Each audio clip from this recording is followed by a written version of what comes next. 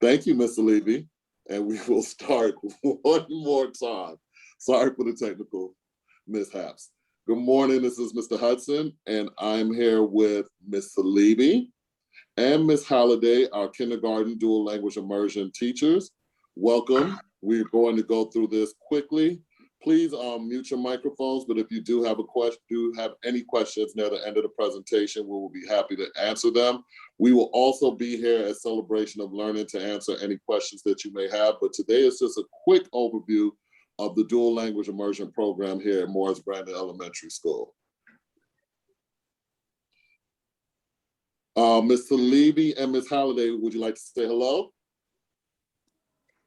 Hi, I don't know why my name is Charlie Likes YouTube. I don't even know who Charlie is, but hello, I'm Miss Halliday. Nice to meet you all. I can't switch it, Mr. Hudson. Maybe you can.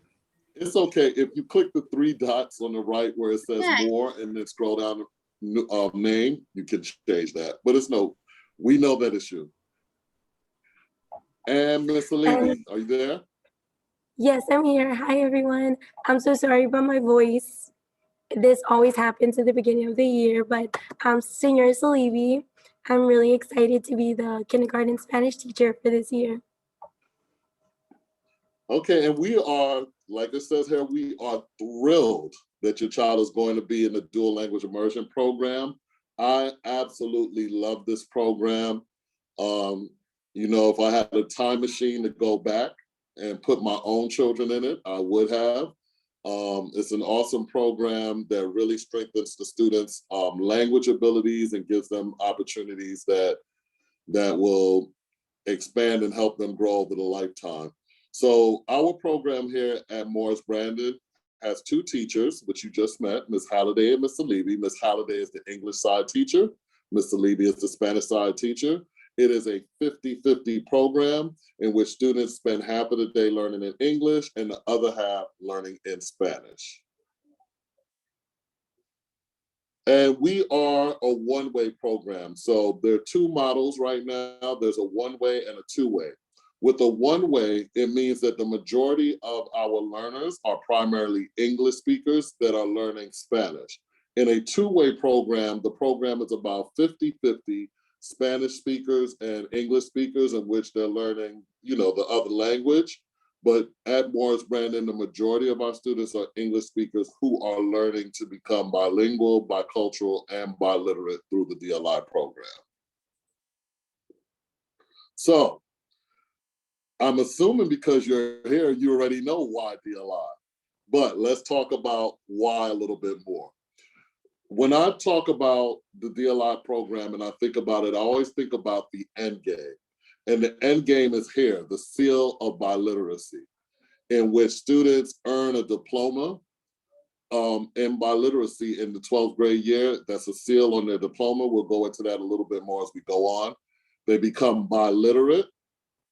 And we also have a standard of high academic achievement. And those are what we call the pillars of the three pillars of DLI, or also the ABCs, the academic achievement, the biliteracy, and the cross-cultural competency.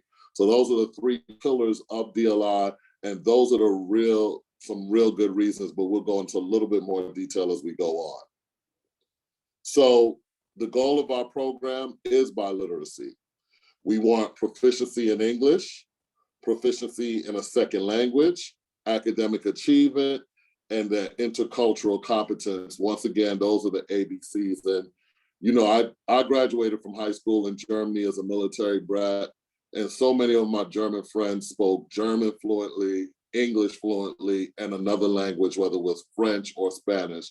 And frankly, the US is behind in that. And I would love to see that happen on a greater scale. But right now, starting with the DLI programs that we have across the district, we're starting to see an increase, and hopefully as time goes on, we see more of an increase, more focus on language learning, because it really benefits us in so many ways. As we said, we're not focusing on just being bilingual. We are focusing on being biliterate. So we are focusing on speaking, reading, writing, and listening proficiently in another language with near native ability by the time they graduate from high school. So they should be at that upper end of the language proficiency as they graduate from high school, able to live in foreign countries, able to work with heritage Spanish speakers by the time they graduate. So we mentioned the seal of biliteracy, but here's the awesome thing about this. DLI does not stop at Brandon. This is the first step. So as they go into Sutton Middle School, this is the first year that the students that have been in DLI have matriculated into middle school. So they are already preparing for them at Sutton. They have their dual language courses, which I believe are going to be, they'll have an English course for them, as well as a Spanish course, specifically for the dual language immersion learners. As they matriculate into North Atlanta High School and the IB program, they will continue with the language. They will hopefully take a test at the end of their senior year and earn that seal of biliteracy on their diploma, certifying that they are completely biliterate in reading, writing, speaking, and listening in the target language of Spanish and English. And just think about the possibilities, the job opportunities that opens up, and not even just the job opportunities as business owners and doctors and lawyers, how they can serve different clients and serve a diverse group of clients and just open up their base to being able to support and serve people with not just the language, but also cultural understanding. That's very important. So as they grow, and the number of students that are earning this in Georgia are increasing exponentially. So there's some data on that at the Georgia Department of Education. And it's not just Spanish, there are seal of biliteracy for Spanish, French, Arabic, Chinese, and students are earning these seals all over the state. So we look forward to seeing our students that are starting kindergarten this year, many of them earning that seal in their senior year of high school. Improved academic performance. And so a lot of the research shows that the students that are in a dual language immersion program, though at the beginning you may see a little bit of delay, as the time goes on, they end up surpassing their peers in all academic areas, in every area. You may have a little bit of delay at first. Some of you may be surprised that your children, because of the way Spanish and the phonics in Spanish are, they may start reading in Spanish before they start reading in English. And so it's going to amaze you the things that you will see your students do, but the students in immersion programs perform just as well, and if not better. And then there's more research showing how their brains are even being rewired to think and be more critical as the time goes on. So the content. Would you two like to speak about that? Let's see, English, Ms. Halliday, Spanish, Ms. Salebi, talk about the content and how they learn. Sure thing. Alrighty, so I am the English partner teacher. So if your child has me, he or she will start on the English side this week, and then next week we'll go over to Senior Salebi's side in the morning. But the day is split equally. They have an equal amount of time with each of us, especially because we rotate a week be week. So it gives them, you know, a start in both languages every other week. In English, I focus mainly on reading, writing, phonics, English phonics, and social studies. And then I reinforce what she's teaching in math and science. And it's pretty much how it goes. They're responsible for, you know, doing their best and even at home reinforcing a little bit. So it's important that the parents are involved and helping even at home, because it can get a little confusing, but they do it. It's awesome. They really do. So if your baby is with me in my homeroom, they'll start with me, and we will begin with Spanish. We will teach math, science, Spanish literacy, and then half through the day, we will switch, just like Mary Beth mentioned. They will go to the English side. We reinforce what she's teaching in English. We're doing it also in Spanish. That way they get to see it in both languages. And if they have any questions, if they might not be able to ask me, they can go to Mary Beth and ask her on the English side. yeah, so it's really good. We love it. We switch, we reinforce, we talk all the time. So with your help, it's going to be a great year. And so some of you may say, well, I don't speak Spanish, so how can I help? Just what she said, reinforce on the English side, because the stronger a student is in their first language is the stronger they become in the second language. So as much as you can do to reinforce the English side, that's all we need. And your children, you know, children are sponges, and as they come into kindergarten, they don't have all the fear that we have. Oh, I don't want to say this wrong. I don't want to say this incorrectly. And they hold back. They don't have that. They just speak and they do the best that they can. And eventually you'll just start to hear them speak Spanish and you'll be so proud. So the thing that you can do to help is just keep reinforcing their primary language. And the teachers have it here at the school. They are pros at doing this. And then I will also say that kindergarten, this is a plug, I have to make sure no one's listening, they are the best at reinforcing each other. They do the same songs, they do the same pictures, and they just make it work for both languages. So the child may be singing a song in the format of head, shoulders, knees, and toes about a flower, and then they sing that same song in English, and they sing the same song in Spanish. And so they just learn that. Another thing that we do with the content is we mirror the rooms. And that's to help take off the cognitive load off of the students. So what I mean by taking that cognitive load off and reinforcing the room is, or mirroring the room, both rooms look more or less just the same. If there's a poster in English in the English side, the same poster is in there on the Spanish side. So they start to associate the two languages in both classrooms, and it takes off some of the extra thinking that they're doing to say, oh my goodness, what does this say? And it's naturally occurring in the room where they're starting to figure out, oh, I saw this on the English side, this means this, this, and that. Or, oh, I saw this on the Spanish side, it means this, this, and that. And so they begin to really get reinforcement throughout the day, some ways in which we're not even speaking it expressly, but it's just it's there from being in the room, and they're taking it in and receiving it receptively. Let's go back. Sorry.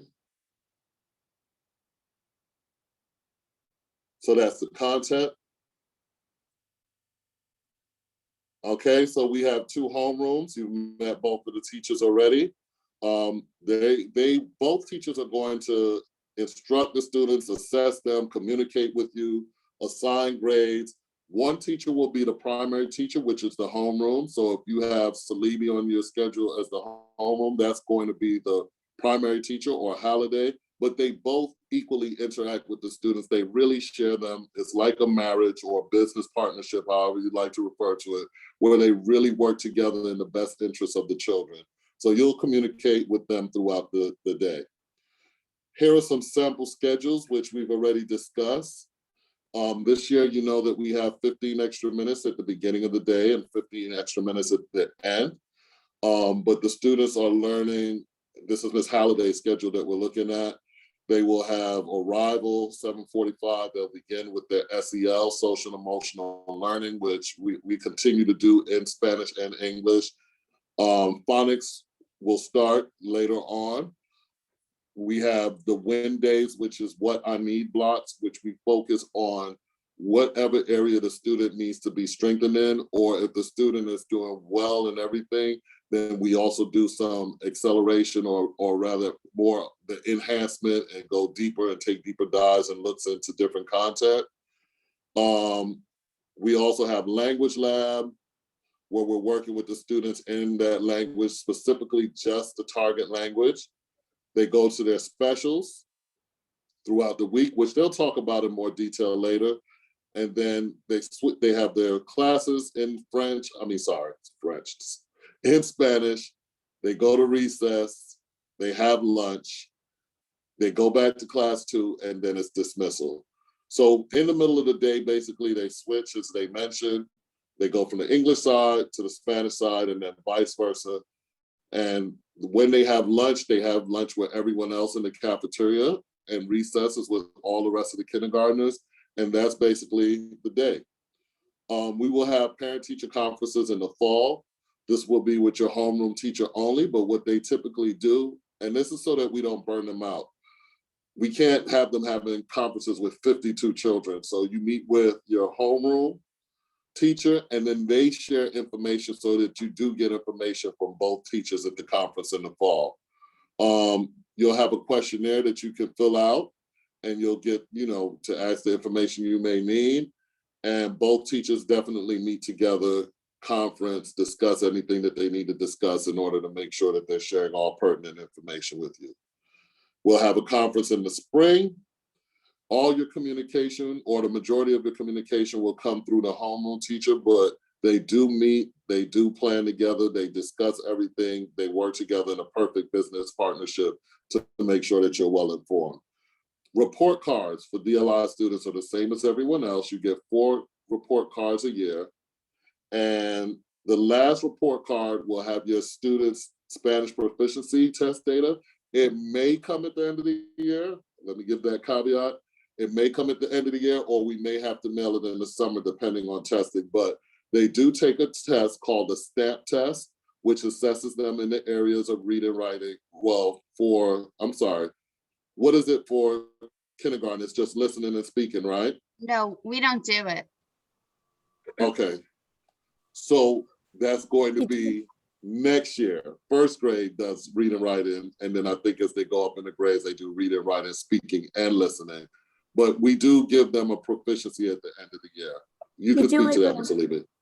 We do some running records. We measure their level, what they're reading in Spanish, which that will also be communicated to you when we have conferences. And that's how we measure their Spanish proficiency, their comprehension, fluency. Okay. And you will also see them doing performances throughout the year. They'll sing in Spanish. You'll see them begin to use the language even as early as this year. We talk about the different stages of language, and usually the first, the beginning to about the first year, we call it the silent phase, in which they're just being receptive and they're taking in a lot. You may not hear them speaking as much, but as time goes on and they become comfortable, then they'll begin to speak, and they'll start with that beginner proficiency and start advancing to intermediate and so forth and so on. So that is the majority of what we have. There is a dual language immersion page on Facebook that's sponsored by the district. So if you just Google dual language immersion APS, you can go into that page on the Facebook page and sign up, join the group, parents sharing ideas and things of that nature, and some of the district people as well. You can follow Principal Bland on Remind, sign up for text messages. That's for the entire school, and you'll get some more information on that. But you text MBBEES to 81010, and you will receive his Remind messages that go out to parents. These are our Twitter handles. We like to use Twitter a lot and post what's going on in the classroom, students speaking, students singing, students learning, whatever they're doing in the classroom. We like to post a lot about what's happening in the school. So those are our different Twitter handles. And this meeting is being recorded if you'd like to go back and get any answers or questions. If any questions you have, you can review it and then speak to us. As we refer to the Spanish proficiency levels, here are the expected proficiency levels. It may vary, but it depends on the student. But by the end of kindergarten is what we need to focus on. We'd like to see the students at novice high in listening, novice mid in speaking, novice mid in reading and writing. And this comes from ACFL, and the ACFL is American Council for the Teaching of Foreign Languages. Excuse me.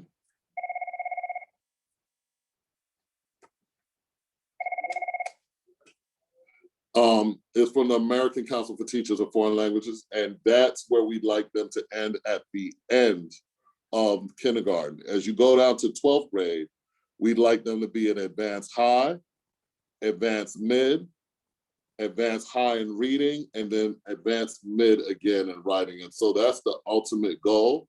And that's what's going to earn them the seal of biliteracy as well. If they're at those levels when they test, that's where they'll end up. They'll earn the seal of biliteracy. And either way it goes, they are going to be better at the language, fluent, and they will go out and be able to interact in different cultures with cultural competency and understanding. So I mentioned receptive versus expressive earlier. And so when we think about that receptive, the receptive language is the ability to understand. Listening and reading falls into that category. Those are the first language skills to be developed, and it's relatively easier to develop. So like we said, you'll hear the students you'll see them understanding, listening, following directions and things of that nature in the class when they begin. Though they may not be using that expressive language yet, speaking and writing falls into that category, so you may not hear them speak right away. But as time goes on, they will develop it, but they'll develop their receptive skills first. And it's definitely developed after the receptive skills because you need input to give output. And it is a little bit more difficult to develop the expressive language than the receptive, but in time you will see that, I guarantee you, especially with this group of teachers. After 5th grade, we mentioned this already, but they will continue on to Sutton and North Atlanta High School. Contracts have already been turned in, so thank you. Woo-hoo. Normally we have to come and ask parents where are the contracts. We need our contracts, but we have everything we need from everyone. And that is it for now. Any questions you may, I guess the best thing, we have 30 participants. You can unmute yourself and go ahead and ask a question if you have one. If not, you can go ahead and jump in your cars and ask those questions face to face. When I see you, I'll be happy to answer any questions I can. And Mr. Levy and Ms. Halliday are here for you as well. Are there any resources that a parent should have to be able to help facilitate this at home, other than just what's provided from the school? There are a number of, and when you say resources, are you referring to just the Spanish side?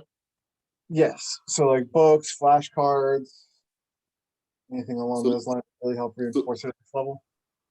So Libby, you can take that and then I'll add it.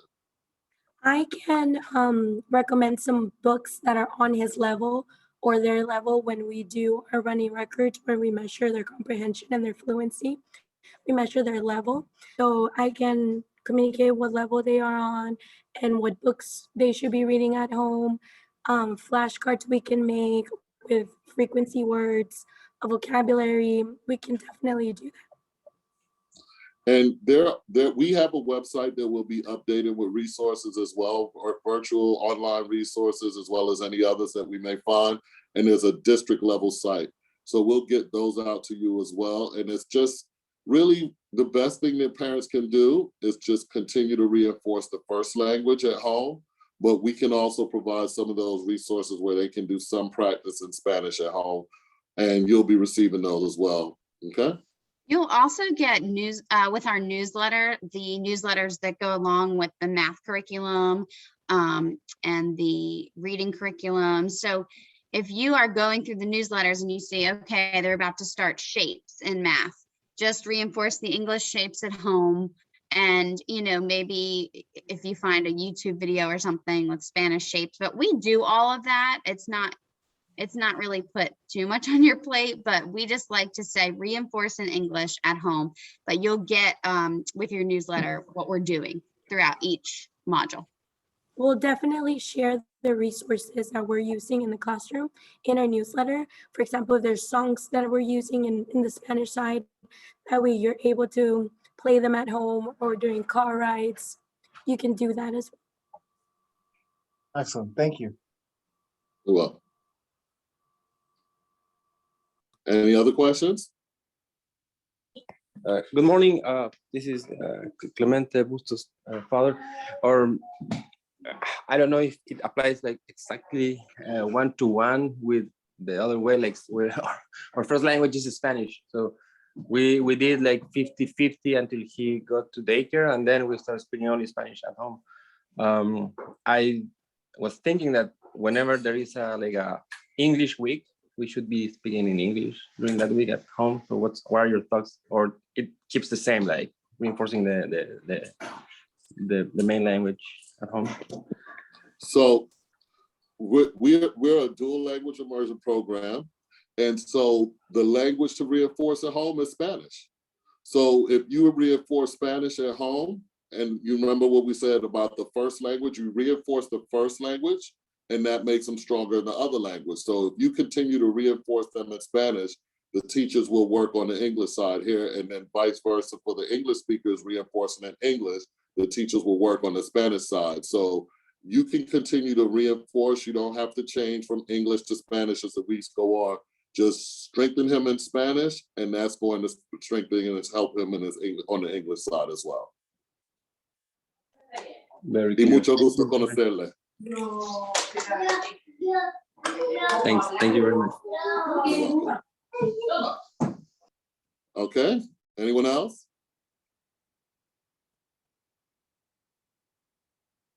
Well, if not, you have about 30 minutes to get over here.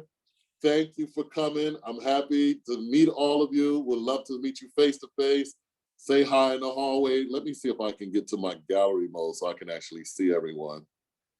I can't see it. Oh, here we go. Going on the computer. All right.